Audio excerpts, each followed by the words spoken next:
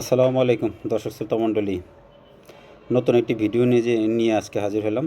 ভিডিওটা কি, BD24live.com একটা খবর আসছে আজকে। বাংলাদেশের রুগীদের চিকিৎসা না দেওয়ার ঘোষণা কলকাতার হাসপাতালের। এটার দুইটা দিক আছে, দুইটা দিক নিয়েই আলোচনা করব আমি। তার আগে এই পোস্টের পরিপ্রেক্ষিতে কি কি কমেন্ট আসলো সেই কমেন্টগুলো একটু দেখা যাক। এখানে একজনে লিখছে, আলহামদুলিল্লাহ, কিছু মানুষ শুধু শুধু যায় চিকিৎসার নাম করে। হার্ট, কিডনি সহ জটিল সকল রোগের চিকিৎসা বাংলাদেশেই হয়। আমার মায়ের হিপ রিপ্লেসমেন্ট, চাচার ওপেন হার্ট সহ আরও অনেক অনেক জটিল kidney replacement, brain operation, cancer সহ এরকম অনেক জটিল চিকিৎসা বাংলাদেশেই হয়। তারপর আরেকজন লিখছে, বাংলাদেশের চিকিৎসা শাস্ত্রে আরও উন্নতি করা দরকার, যাতে আমরা ভারতে না গিয়ে নিজ দেশেই ভালো মানের চিকিৎসা সেবা পেতে পারি। আরেকজন লিখছে, মোহাম্মদ সোহাগ, কথা শুনে মনে হয় ফ্রি চিকিৎসা দেয় তারা। তারপর সাদেক হোসেন লিখছে, প্রয়োজনে মালয়েশিয়া বা সিঙ্গাপুর যাওয়া হবে। মহসিন হোমিওপ্যাথি, উনি লিখছেন, এরকম সিদ্ধান্তের জন্য সাধুবাদ জানাই। শেষ পর্যন্ত রুগীর অভাবে হাসপাতাল বন্ধ হবে না তো? মানে ইন্ডিয়ার হাসপাতালের কথা বলছে আর কি। তারপর শামিমুল হক শামিম লিখছে, আলহামদুলিল্লাহ। দেওয়ান মোহাম্মদ আবু সায়েম লিখেছেন, দেশের টাকা দেশেই থাকবে। তারপরে মামুনুর রশিদ মামুন লিখছেন, সবাই বিদেশমুখী হওয়ার কারণে এমন হচ্ছে। আমাদের উচিত এখনই সিদ্ধান্ত নিতে হবে কিভাবে চিকিৎসা ব্যবস্থার উন্নয়ন করা যায়। তারপরে একজন লিখছে, মামুন, দেখা যাক কয়দিন না দিয়ে থাকতে পারে।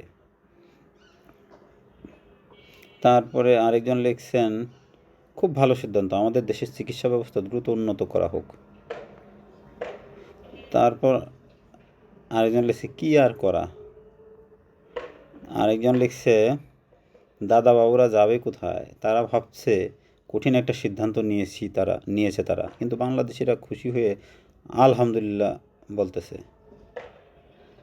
আরেকজন লিখছে, একেবারে সঠিক সিদ্ধান্ত, ভারতকে ধন্যবাদ এত সুন্দর একটা সিদ্ধান্ত নেওয়ার জন্য। মানে এক একজনের এক এক রকম ডিসিশন, এক এক রকম কথাবার্তা। আবার আরেকজন জাকির হাসান লিখছেন, যাদের ভারতে গিয়ে চিকিৎসা করার ক্ষমতা আছে তারা ভারত ছাড়া অন্য দেশে গিয়েও চিকিৎসা করাতে পারে, সুতরাং ভয় বাংলাদেশের লোক পায় না।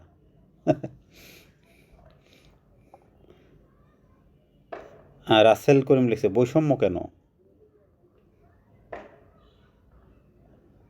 তারপর লিখছে বাংলার মীর জাফর আসিফ নজরুল, মানে তাকে উদ্দেশ্য করে বলছে তার কারণে এই হয়েছে, হয়তো হয়ে গেল।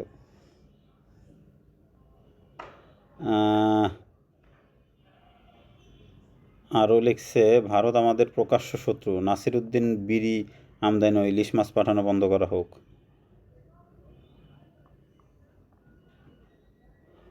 হাসবো, আরেকজন লিখছে একরাম ফরাজি লিখছে, হাসবো নাকি কাঁদবো, দেশের চিকিৎসা ব্যবস্থা নষ্ট করে ইন্ডিয়াকে বড় লোক বানিয়েছে। যাই হোক, অনেক পড়লাম।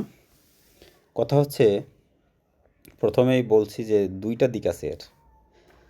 এক, যদি ভারত চিকিৎসা ব্যবস্থা বন্ধ করে দেয় তাহলে বাংলাদেশের সুবিধা কী হবে? সুবিধা হবে বাংলাদেশের হসপিটাল এবং হসপিটাল ম্যানেজমেন্ট সিস্টেম, সেগুলো অটো উন্নত হয়ে যাবে। কিন্তু সরকারের একটা বিশাল ভূমিকা রাখতে হবে। কী ভূমিকা?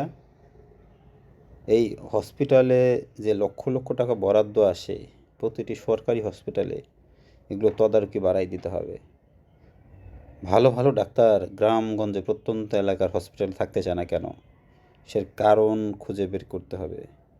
যদি কোনো ডাক্তার, মানে সরকারি মেডিকেলে পড়ুয়া ডাক্তার, মানে জনগণের ফ্রি চিকিৎসায় পড়া ডাক্তার বাংলাদেশের প্রত্যন্ত এলাকায় যায় যদি সে সেবা দেওয়ার মন মানসিকতা না থাকে, তাহলে তাকে কি করা উচিত? বাংলাদেশ সরকারের এগুলো কঠোরভাবে নিয়ন্ত্রণ করতে হবে। তাকে অবশ্যই 3 বছর প্রত্যন্ত এলাকায় থাকতে হবে, নিয়মিত রুগীর চিকিৎসা দিতে হবে ওই এলাকায়। এরকম জিনিস নিশ্চিত না করা পর্যন্ত এবং হসপিটালে যে হাজার হাজার ইকুইপমেন্ট বাবদ টাকা খরচ হয়, তারপরে এক্স-রের লোক নাই, তারপর আল্ট্রাসাউন্ড করার লোক নাই, এগুলো নিয়োগ যে বন্ধ হয়ে আছে, এগুলোর নিয়োগ দ্রুত করতে হবে, কার্যকর করতে হবে, নিয়োগ দিতে হবে এবং জবাবদিহিতার আওতায় আনতে হবে হসপিটালগুলোকে। এগুলো না আনলে মারাত্মক সমস্যার সম্মুখীন হবে বাংলাদেশের চিকিৎসা ব্যবস্থা। আমি প্রত্যন্ত এলাকায় গিয়ে দেখেছি, যেমন সেদিন আমি গেছি রাজশাহী মেডিকেল কলেজে, গিয়ে দেখি ডাক্তার নাই, অসুস্থ মানুষ আসতেছে, কী একটা অবস্থা, বেড নাই, কাতরাইতে কাতরাইতে মারা যাইতেছে এই বারান্দার উপরে। নিজের চোখে দেখা একটা ভিডিও বানাইতে চাইছিলাম, কিন্তু সরকারি প্রতিষ্ঠান ভিডিও বানাবো, তাতে যদি অন্য হিতে বিপরীত হয়, এর জন্য আর এক প্রকার ভয়েই বানাই না আর কি। এগুলো উন্নত করতে হবে আমাদের, পর্যাপ্ত লোক দিতে হবে, লোক যেন ফাঁকি না মারে সেই ব্যবস্থা করতে হবে। গেলে একটা দিক। 2 নাম্বার দিক, সিলেটের এক ভদ্রলোক, উনি বলছে ওনার ওপেন হার্ট সার্জারি করার কথা, উনি ইন্ডিয়া গিয়ে ওপেন হার্ট সার্জারি করে আসছে। বাংলাদেশে হৃদরোগ ইনস্টিটিউট, যেটা একটা হসপিটালে উদাহরণ দেই, হৃদরোগ ইনস্টিটিউটে ভালো রুগী ঢুকে, মৃত রুগী বের হয়, মানে 100 জনের ভিতরে 90 জন মারা যায়, 10 জন ভালো হয়। তাইলে এই ক্যালকুলেশন করে কেউ যদি হৃদরোগ ইনস্টিটিউটে তার ওপেন হার্ট সার্জারি করায়, তাহলে সে কি বাংলাদেশে ওপেন হার্ট সার্জারি করাবে না ভারতে করাবে? ভারতে এই হার কিন্তু 100-র ভিতরে 90 জন মারা যায়, এই হার কিন্তু নাই। ওইখানে দেখা যায় 90 জন ভালো হয়, 10 জন মারা যায়, উল্টা। তাহলে মানুষ কেন ভারতে যাবে না, ইন্ডিয়া যাবে না? আপনারা বলেন। ইন্ডিয়া যাওয়ার যথেষ্ট যৌক্তিক কারণ আছে। ভারতে চিকিৎসা সেবা যে আহামরি তা তো না, বাংলাদেশের সমানই প্রায়। বাংলাদেশ ওই স্পেশালাইজড হসপিটাল, ল্যাব 8, স্কয়ার, এইসব হসপিটালে যে খরচ, ভারতে কিন্তু একই খরচ, আরও কম। চিকিৎসার মান ভালো, সেবা ভালো। তাহলে ভারত কেন যাবে না মানুষ? বাংলাদেশে এমন হাজার হাজার লক্ষ লক্ষ মানুষ আছে ইন্ডিয়া ছাড়া ট্রিটমেন্ট করে না, এটা বুঝতে হবে। বাংলাদেশে পঙ্গু হসপিটালে গেছিলাম একদিন, পাও 2 টুকরা হয়ে আছে, ওনার চিকিৎসা নাই। ওনার অপারেশনের ডেট পড়ছে 1 মাস পরে। তাহলে উনি কি 1 মাস ধরে ওই হসপিটালে কাতরাবেন? এটা কোনো ব্যবস্থা হইতে পারে? তাইলে অবশ্যই আমাদের বিদেশমুখী হওয়া উচিত না, কিন্তু দেশেও তো উন্নয়ন ঘটানোর পরে আমাদের বিদেশটাকে নিয়ন্ত্রণ করতে হবে, তার আগে আমার মনে হয় নিয়ন্ত্রণ করা উচিত না। বড় দেশ ছোট দেশের প্রতি একটু একটু থাকে, করে আর কি,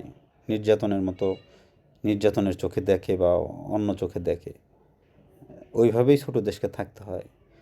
ওই আমেরিকার সাথে মেক্সিকো যেমন ওই হয় হয়ে করে থাকে, চীনের সাথে তাইওয়ান হয় হয়ে করে থাকে, রাশিয়ার সাথে সার্বিয়া হয় হয়ে করে থাকে, পৃথিবীর প্রত্যেকটা রাষ্ট্র, ইংল্যান্ডের সাথে তার পাশে যে আয়ারল্যান্ড, সে হয় হয়ে করে থাকে। পৃথিবীর সব রাষ্ট্রে এমন।